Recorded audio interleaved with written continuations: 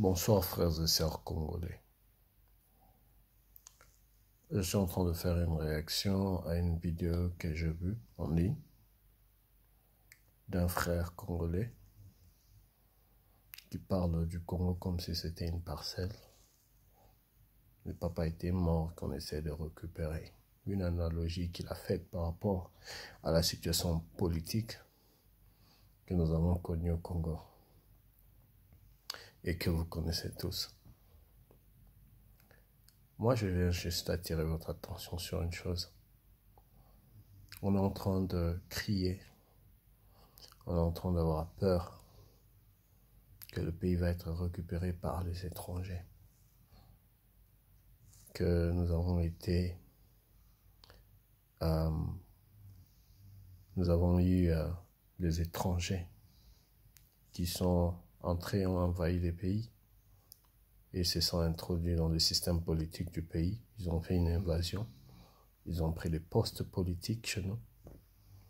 Et ça crée une peur chez le Congolais. Et il faut l'admettre. Il ne faut pas faire l'hypocrisie pour dire que le Congolais, nous sommes accueillants. Oui, nous sommes naturellement accueillants, mais cette situation a créé une peur de l'étranger. Et par définition en français, la peur de l'étranger, on appelle ça xénophobie. Donc, cette situation de peur, de l'infiltration, comme les autres l'appellent, au sommet de l'État, au sommet du pays du Congo, nous a mis dans une situation de panique. Et nous sommes devenus xénophobes. Et la xénophobie, ce n'est pas une qualité, j'insiste. Et je vais démontrer que la loi de Tchani, elle est xénophobique. Les gens disent que non, les Congolais des 50%, parce qu'on les appelle maintenant comme ça, on trouve une qualification à ça. Ils ne doivent pas avoir peur, ils sont Congolais. Mais la réalité est que la loi de Tchani est en train de proposer qu'on puisse limiter la liberté et le droit de ces Congolais qu'on appelle 50%. Moi-même, je suis en train de le prendre très personnellement. Et quelqu'un m'avait dit, tu ne dois pas le prendre personnellement. Je le prends personnellement parce que moi, j'ai épousé une femme qui n'est pas congolaise. Et aucun parent ne voudrait que la liberté et le droit de ses enfants puissent être amoindris. Telle que la constitution congolaise est en ces moments, la constitution congolaise reconnaît deux types de Congolais. Les Congolais naturels, qui sont nés d'au moins un parent congolais. Naturel, ça veut dire que par le sang. Mes fils, bien que leur maman ne soit pas congolais, sont des Congolais naturels parce qu'ils sont nés congolais à travers moi. Mes fils ont de grands-parents qui sont mes parents et des grands-grands-parents qui sont dans mon village. Et ils ont une tribu au Congo. La constitution congolaise leur reconnaît ce droit-là d'être Congolais naturels. La deuxième catégorie de Congolais, c'est les Congolais qui sont naturalisés. C'est des gens qui demandent la nationalité congolaise et qui l'acquièrent.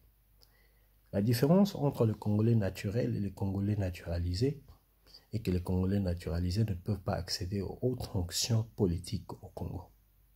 Mais les Congolais naturels peuvent accéder à ces fonctions. Et la loi de Tchani est en train de demander à ce qu'on puisse créer encore une autre scission, séparation entre le Congolais naturel. C'est comme ça qu'ils catégorisent les Congolais à 100% et les Congolais à 50%. Et c'est que Tchani est en train de proposer, qu'on puisse infliger le même traitement aux Congolais qui ont été naturalisés, aux Congolais naturels où un parent n'est pas congolais. Et c'est là, en fait, le problème. Pourquoi moi je dis que c'est un problème? Juste imaginons-nous un moment que toutes les nations font ça. Et au lieu de s'arrêter à la présidence, la loi de Tchani veut stopper le Congolais naturel qui ont un seul parent d'accéder de fonctions, même administratives, de hautes fonctions administratives au pays. Ces enfants que vous appelez 50%, c'est vos neveux, c'est vos nièces, c'est vos grands-fils, c'est les enfants de Congolais.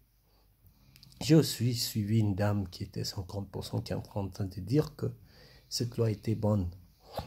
Elle est en train de s'associer aux gens qui sont en train de discriminer les gens qui ont le même statut qu'elle. Probablement parce qu'elle n'a aucune ambition par rapport à ses projets au Congo. Mais nos enfants, ils pourront avoir de bonnes éducations, des capacités qu'il faut pour redresser, pour aider ces pays-là. Allez-vous leur discriminer, leur empêcher d'aider leur pays, de soutenir leur pays et de participer à leur meilleure capacité à servir ces pays juste parce qu'un de leurs parents n'est pas congolais? Moi, je pense que quelque chose qui est juste, elle est juste. Quand quelque chose n'est pas juste, elle reste injuste. C'est avec raison que notre Constitution reconnaît ces autres Congolais, nos enfants qui sont nés d'un parent étranger, comme vous aimez le dire, étranger, qui n'est pas congolais. Ces enfants sont des Congolais naturels. Et nos enfants, ils ont un cœur pour le Congo. Quand nous les élevons, nous le disons depuis leur naissance qu'ils sont Congolais. Ils sont fiers de porter nos maillots, ils sont fiers de nous représenter. Et je ne vois pas pourquoi vous allez avoir peur de ces enfants, penser que ces enfants vont venir pour infiltrer. Comment ils vont infiltrer un pays qui est leur? Déjà, penser que ces enfants vont infiltrer le pays, c'est considérer que ces enfants ne sont pas congolais, sont étrangers. Alors, soyez pas hypocrite de dire que non, nos frères congolais, 50%, vous êtes congolais. Non, ne le dites pas. Parce que si vous dites qu'ils infiltrent, automatiquement, vous insinuez qu'ils ne sont pas congolais. Ils ne sont pas acceptés. Moi, j'ai vécu à l'étranger j'ai déjà 13 ans à l'étranger. Je sais ce que c'est une discrimination. Où tu arrives, on te dit tu es étranger, tu ne peux pas faire ceci, tu es étranger, tu ne peux pas faire cela. On bloque, pendant que la loi du pays ne bloque pas, mais on te bloque seulement parce qu'on assume que tu es un étranger. Nous avons des gens qui ont vécu au Congo 50 ans, des familles ouest-africaines que nous appelons Dingari jusqu'à aujourd'hui. Des Libanais qui sont au Congo, ils ne deviendront jamais suffisamment congolais. Et j'ai vu la même situation dans le pays où je suis. Et je ne prendrai jamais une nationalité. Je me disais, je ne prendrai jamais la nationalité parce que je ne serai jamais suffisamment de ces pays. Parce que les autres vont te dire, tu es naturalisé. Et ça se comprend.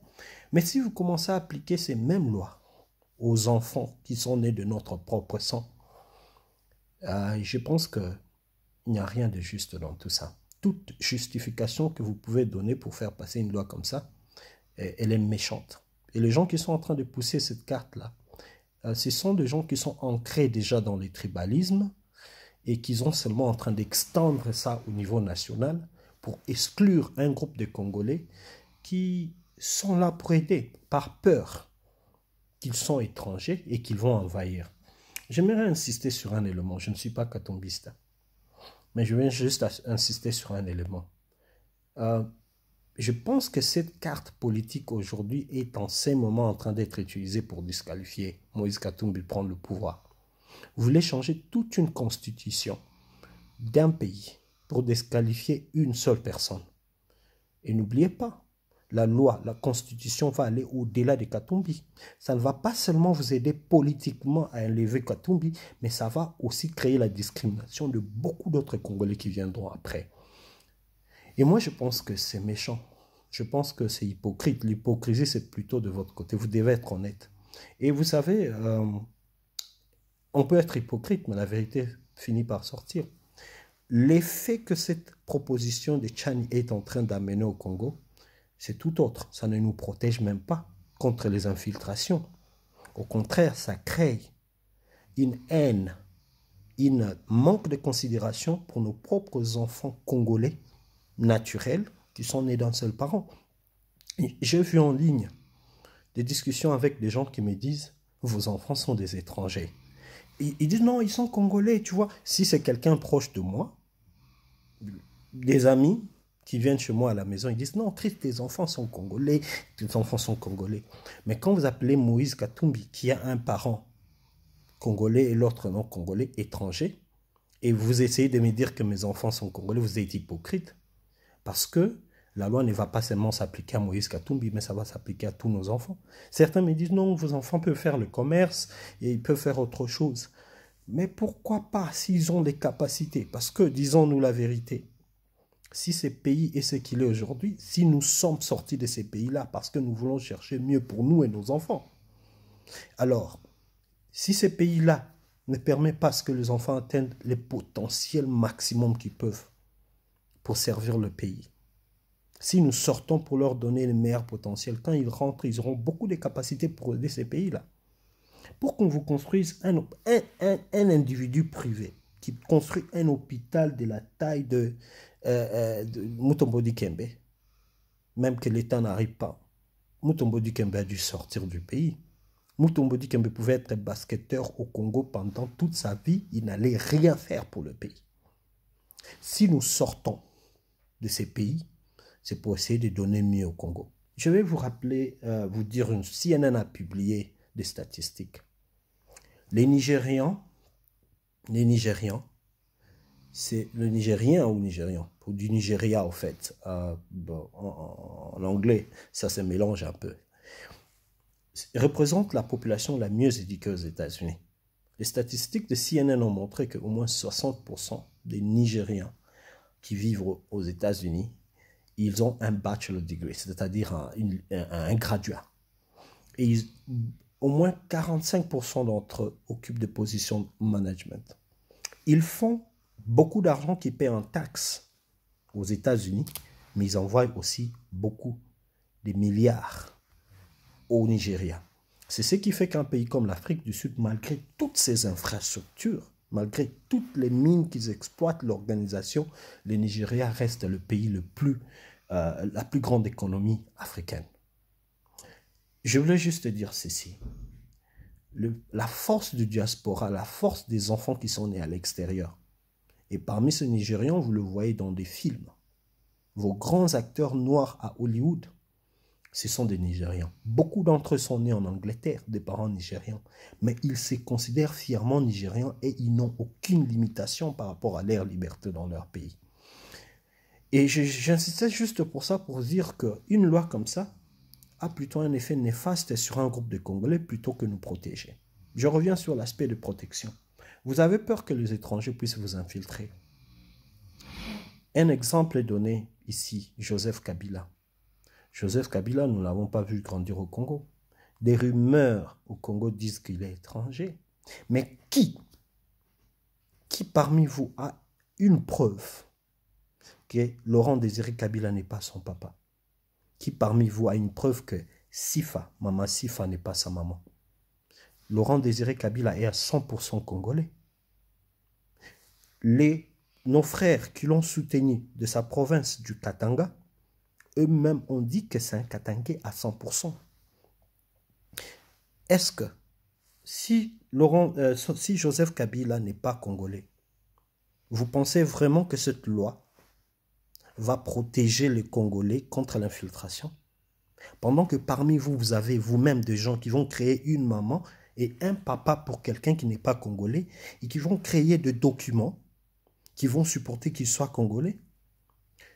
En fait, les seules personnes qui sont limitées par cette loi, ce sont des métis congolais. Et moi, je pense que c'est raciste. Quelqu'un comme Moïse Katumbi, vous pouvez facilement dire il a des cheveux, il est brun, il est métis. Probablement son papa est étranger. Parce que vous vous dites que les Congolais sont de noirs. Quelqu'un comme Kamitatu, ce sont des gens que vous pouvez dire non, ils sont étrangers à cause de leur couleur de peau. Mais on peut vous amener un Rwandais, pur Rwandais. Les Rwandais qui sont nés au Congo, qui parlent lingala, on leur crée des papas et des mamans des identités cachées, ils vont toujours vous infiltrer. Et les gens sont tellement corrompus au Congo que ils seront prêts à produire des documents, à donner des témoignages. Voilà, j'arrive à ce point pour vous dire que si vous voulez vraiment protéger le Congo, vous voulez vraiment protéger les Congolais, vous voulez protéger notre nation contre l'infiltration, ce n'est pas une loi qui va discriminer nos propres enfants de Congolais qu'il faut. C'est plutôt une documentation correcte de Congolais qui vont faire en sorte que Et puis, inhonnêteté, manque de corruption, où il n'y aura pas des gens qui vont commencer à créer des identités et défendre des identités des gens qui ne sont pas congolais pour leur donner position au sommet de l'État. Kabila n'a pas pris le pouvoir. Kabila n'est pas affecté par cette loi s'il est un infiltré. Lui et toute sa famille, s'ils sont des infiltrés, cette loi ne leur affecte pas. Si c'est eux que vous visez comme des infiltrés, si c'est Kabila qui avait, comme l'exemple que le frère John Kayembe est en train de donner, que nous avait arraché la parcelle pendant longtemps par les Kabila. Mais Kabila reste 100% congolais. Et cette loi ne l'exclut en rien. Ça, c'est une hypocrisie. Et je le répète, c'est une hypocrisie parce que ça n'affecte pas les Kabila. Ça n'affecte pas les gens au fait que vous dites qu'ils nous avaient volé la parcelle de notre papa. Ils peuvent toujours venir la réclamer. Parce qu'ils sont congolais à 100%. Et ils sont inclus par votre loi de constitution. Si vous voulez vraiment protéger les Congolais et le Congo, comme je l'ai dit, ce ne sera pas en excluant nos enfants. Ce sera plutôt en étant honnête avec votre pays. Ce sera en étant sincère avec votre pays. C'est en respectant votre pays, en étant des vrais patriotes. Des vrais patriotes, c'est des gens qui ne vont pas faire de couverture pour les étrangers pour qu'ils aient un papa et une maman congolais qui se déclarent 100%. Des vrais patriotes, ce sont les gens qui vont dénoncer avec des vrais documents pour nous dire que Kabila, par exemple, n'était pas congolais. Voilà les documents son papa, voilà les documents sa maman, et Laurent Désiré n'était pas son papa. Jusqu'aujourd'hui, il n'y a pas une seule personne qui est capable de nous démontrer cela. Comment pensez-vous que la loi Tchani va nous protéger? Je vais finir en disant que si vous suivez mon discours honnêtement, sans parti pris, vous comprendrez que cette loi Tchani n'est qu'une loi pour venir séparer le Congolais naturel, pour faire une discrimination parce qu'ils ont un seul but, attaquer Moïse Katumbi et les Métis congolais. Parce que ce sont les seules personnes que vous pouvez prouver qui ont un parent étranger. Pendant que les autres, qui sont noirs comme vous allez être capable de leur ramasser un papa et une maman et créer des certificats de naissance au Congo pour dire qu'ils sont des Congolais. Nés à Fizi, papa Laurent Désiré, maman Sifa, et c'est fini. Ils vont devenir présidents au Congo. Alors arrêtez, chers frères congolais, de vous faire emballer par des hypocrites qui sont là juste pour essayer d'utiliser leurs propres agendas politiques. Arrêtez de vous faire emballer. Parce que cette loi vise Katumbi, mais en réalité, cette loi va brûler beaucoup de Congolais. Nos enfants n'auront plus l'amour et le plaisir de venir au Congo parce que s'ils commencent aujourd'hui par dire qu'ils sont des étrangers, parce que c'est le langage qui est utilisé en ce moment, on ne peut pas les inclure parce qu'ils vont infiltrer, ils sont des étrangers. Quand ils viendront dans les aéroports, peut-être vous allez commencer à les contrôler davantage. Vous allez commencer à leur refuser des papiers pour ouvrir les entreprises. Vous allez commencer à leur faire payer des taxes que les autres ne payent pas.